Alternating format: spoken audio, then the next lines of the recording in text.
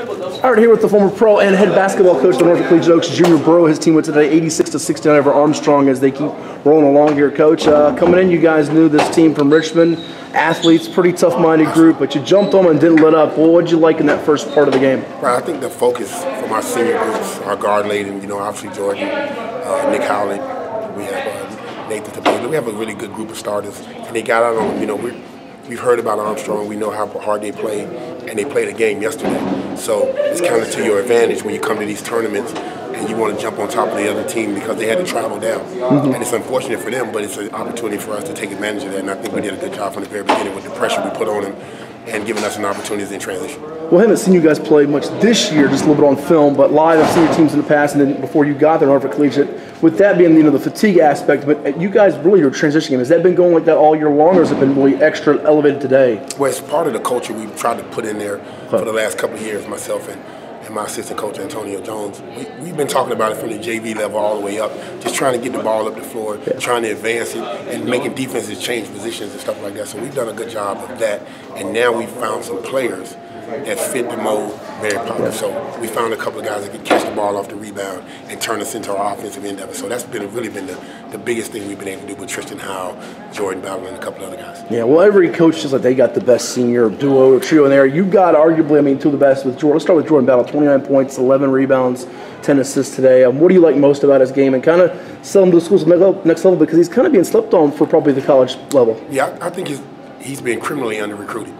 Just to be quite frank with it, because he does a little bit of everything for us. And we had him at a different position when we first got him. He was playing more of a 3-4, and because he rebounds the ball so well. Yeah. And then his growth in his own game has transitioned him into moving up to the guard position where he's handling the basketball. And then now the vision he's showing everybody else with his assists and ability to find people in transition. So he's giving you the maturation of what guards are supposed to do. From the 9th grade when we got him to now being a senior. So he's showing you his improvement. He's getting better. And I think, like I said before, those schools that are looking at him now are starting to see those kind of things. Well, you played the game at the high school, but I think a trait that's really unseen these days with the high school seniors, tough guys, are, sometimes they'll force it in big spots. It seems like he's letting the game come to him and making his teammates better without forcing the issue too much. Right, and that's part of your growth, right? He used to do a little bit of that, and we needed him to do more of that. And now that he knows that he has some players around him, which is a part of having other players that can actually play, that can make some plays for you, it changes the way other teams guard you. And you can show from watching the game today that when he wasn't trying to score the basketball and he started finding other people,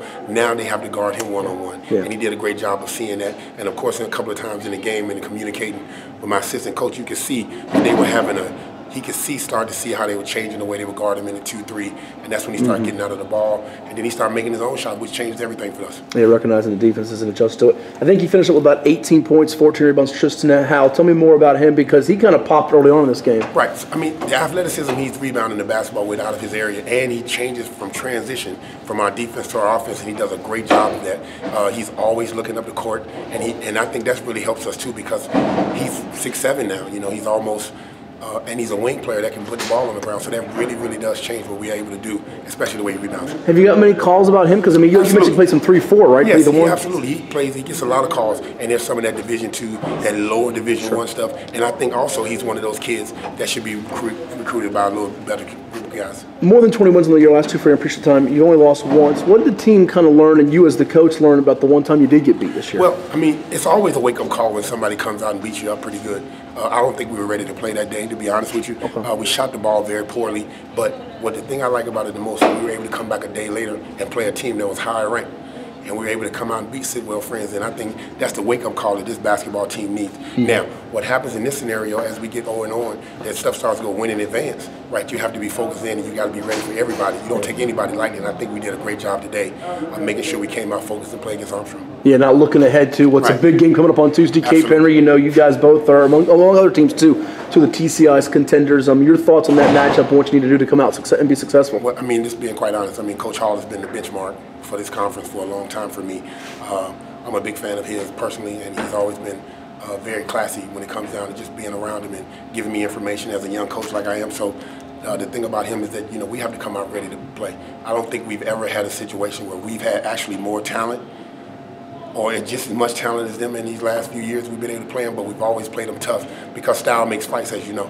But I think this time we have an opportunity at home to win our division, to win our conference. And I think we need to take advantage of it because there's also going to be other opportunities to play them if we continue to keep doing what we're doing with our conference tournament. Not to mention they're a Division I team, and they play at a whole different state level. And it's always good to play against those kind of teams before you get into your Division II states. Oaks and Dolphins Tuesday night should be a fun one in Norfolk. Thank you so much. Congrats to them. We'll see you then. Thank you. I appreciate it.